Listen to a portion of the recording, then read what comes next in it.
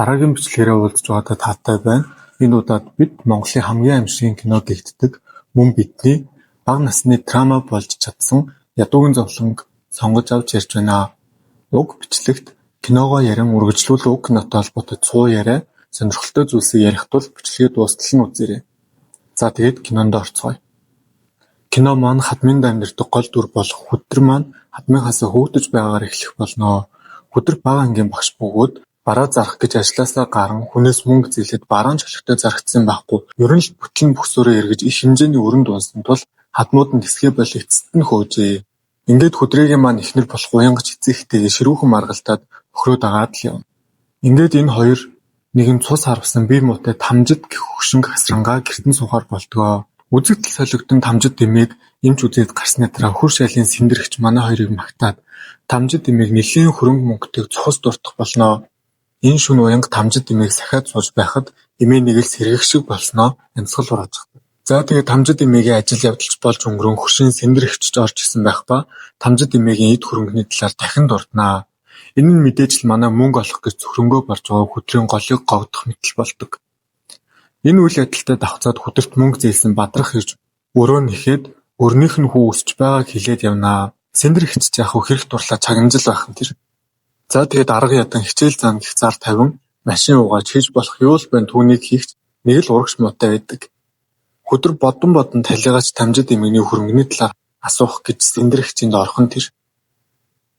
Сэндэрэгч Хүдрийг өрөнд орсон гэдгийг нь мэдэж байгаа ч мэдэхгүй царайлаад л чиж өрөнд орсон хучаа шиг гэж ирээд л ивэлдэг. Манай Хүдэрч өрөнд орсон өрөө дарахын тулд хүн алсан ч яах вэ гэд л хэлнэ.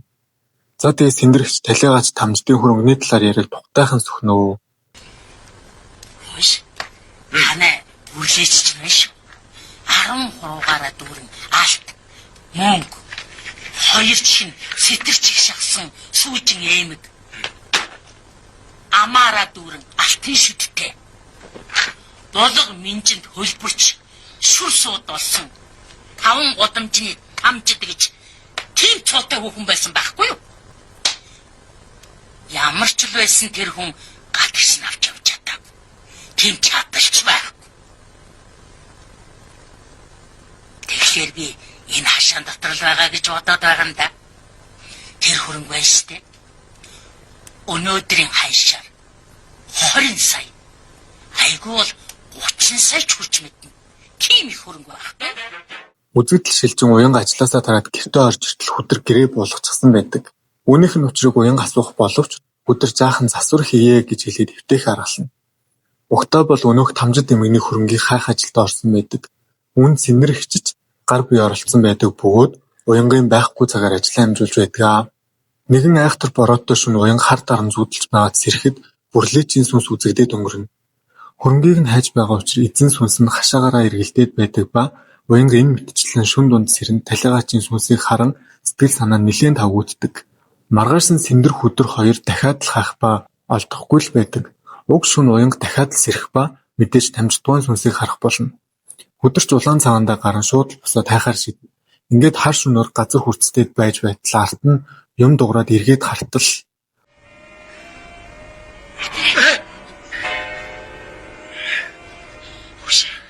Уянга талигаачийн сүнсийг хараад байгаа учраас гэртээ лам авчран арга чарга асуухад лам нь ямартай ч юм байгаа. Гэхдээ олдохгүй бол зүгээрээ гэх ба үүний дараа Хүдэрт энэ явдлаа ярихад Хүдэр яг хаана гэж байна гэдэл сонжоод байдаг ба үүнд нь Уянгч дургуутаад авдаг. Үүний дараа Хүдэр сэндэр хоёр өнөөхөө л ярьсаар байдаг. Сэндэрч хор шарыг нь малтах хэдүү өшөдөө дамжина. За тэгээд нөгөө хөрөнгийг олоод Хүдэр баяжаад иймэрхүү амьдэрдэг болоод кино маань дуустаа. Удлаа. Энэ зүгээр төсөөлнө. Мөрөөдөрч дуусаад хайгуулд орох үед Уянга ажлаа тараад орж ирэх бөгөөд өнөөх сүнс хорогдсон хөрөнгийг хайхаа болоо. Дэмий хоёулаа нүүе гэтэл Хүдэр уурлаа тэр хөрөнгийг олохдоо л олно гэд бүр ил цагаандаа гарнаа. Үүнийг сэндэр хашааны завсраас хараад байж байхдаа гинтл хуучны болсон зүйлээ санаад ер нь л хөрөнгө хаана байгааг мэддэг.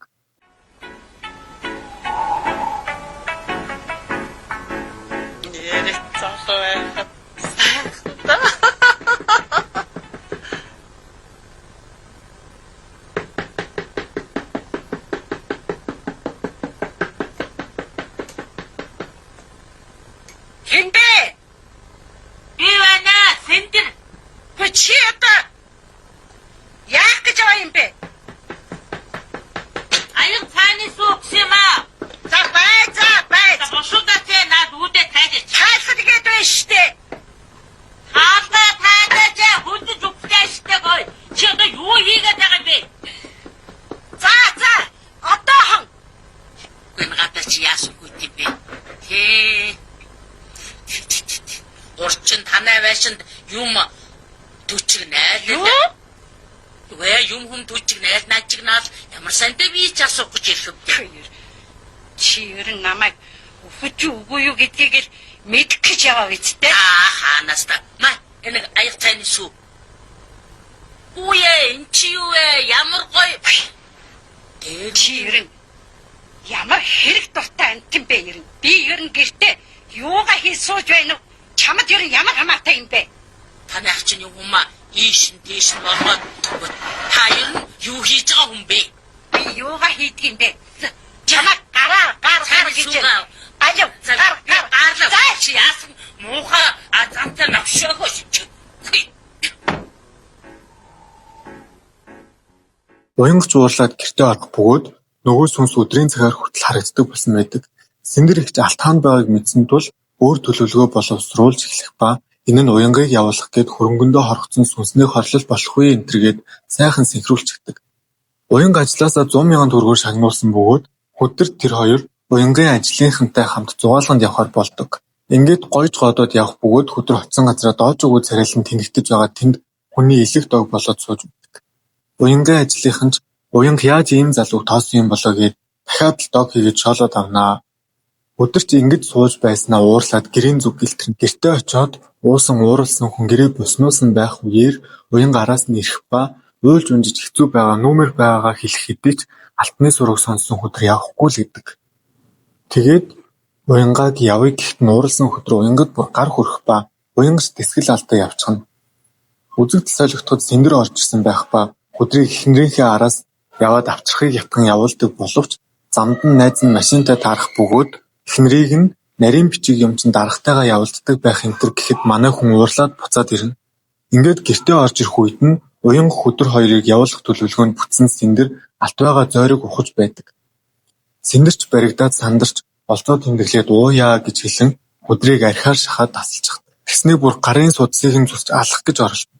Ингэснээр үргэлжлүүлж ухан алтыг олгож энэ үед нь хөдөр сэрээд дуудахад өдрийг аль хэдийн үхсэн гэж бодож байсан сэндэр сандран хадаастай банзан дээр дарахад өнөөхөн тухандан зогдоод хүчрхнэ.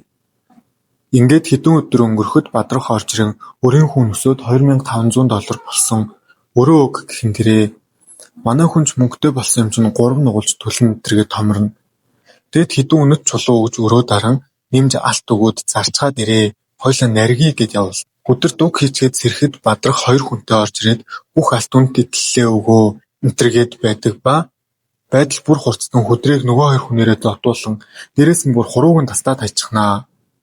Тэгэд алтаа өхөөс өөр аргагүй болоод байгаа газрыг нь зааж өгтөл өнөөхөөс нүд мүд гарч ирээд идэв. Юу болоод байна гэж бодж байтал манай хүн зүүднээсээ сэрнэ. Өдрийг үсэнтрэн цайгаад сүр сүлдгүй юм болсон байх ба алтаа шалгах гээд босдог. Яг алт үнд тэтгэлээ гаргаж ирээд шалгахтал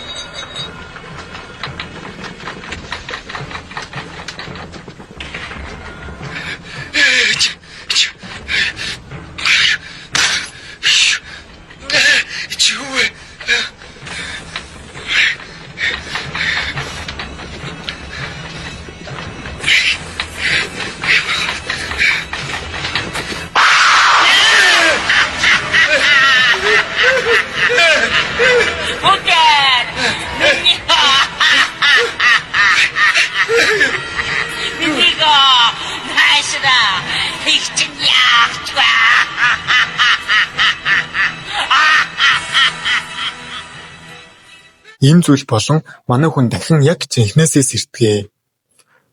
Сэрэгт нь уянга ирчихсэн санаан зовоод байж байх ба өдөр яг л хөгшин хүн шиг болчихсон бүр галзуурчихсан байдаг. Уянга хоол хийх гэж сууж байхад муудсан юмны үнэр үнэртэх ба Юу юм болоо гэд хайж байгаад пишингээ онгойлгон харахад өнөөх алт үнд итлэлүүд байх нь тэрэ. Алт харсан уян хүртэл нэг өөр хүн шиг болж гойж гоодох ба тэр үедээ сэндрээ охин гэх дуугдуулдаг. Энэ нь яг л сэндрийн сүнс шүглсэн мэтэл байдаг. Уянг нэг л өөр хүн шиг аягалсаар бүх алтыг аван галзуу юм шиг инээсээр байгаад явчихнаа. Манай хүн ингээд өрөөж түлж чадахгүй үлдэнэ. Үүнээс хойш хэзээ ч юмдээ нэг л өдөр тамждгаан хүү шоронгоос суллагдж ирэх бөгөөд насаараа хүүгээл гэж бодон хатгалсан хөрөнгөө хар илийн хүнд алцчихсан их. Бурханы авралаар хүрээд ирлээ. Ямар ч сайхан тамир болоод дээ.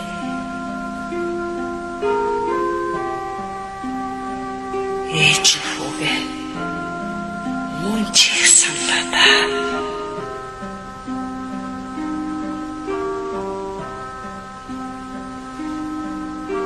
Амьдралч чинь хэрэг болно гэж жаал зураа үнтэй юм амрдээсэн чи. Мохон сигараа. Мохон үтмэн хүртсэн. Адамын амьдралын хамыг зөв гаргаж авдаг юм шүү. Ээж хэлийгсэн юм хэлж санааны намарлаа. Ийм зүйл болж кино манд дуснаа. Уг киног бүтээх явцад хэд хэдэн сонирхолтой зүйл тохиолдсон байдаг. Тухайн үед юм ховор кинонд ашиглах хэмэл цус гэх мэт зүйл олддгүй байсан ба киноны энэ хэсэгт хоньны цус ашигласан гэдгээ.